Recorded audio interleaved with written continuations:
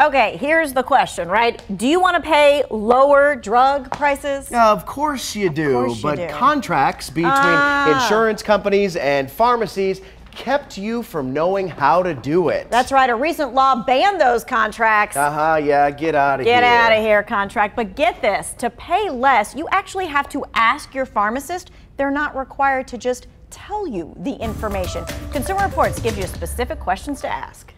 We could actually help the consumer a whole lot more. For example, last night, he came in for an antibiotic ointment. We filled it, ran it through her insurance. It was $192. Put it through for the cash price, and it was just $15. Because pharmacists aren't required to tell you about the possible cost savings, you have to ask, is this the lowest possible price on my medication?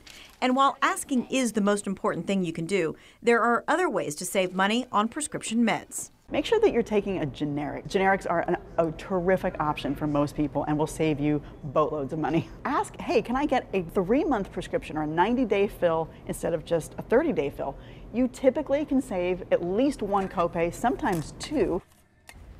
So, of course, you want to ask and save, but you want to save as much as you can, right, Chad? Oh, yeah. And drug makers are actually starting the new year by raising your drug prices, if you can believe it. Yeah, 6% possibly. We're talking more than 1,000 medications, an average of 6%.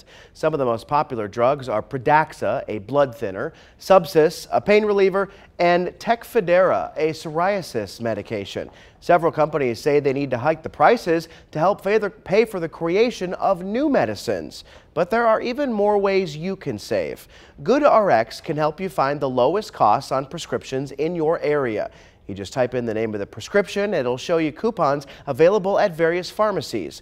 We'll have a link to it on our website. Just check the 2 Wants to Know section.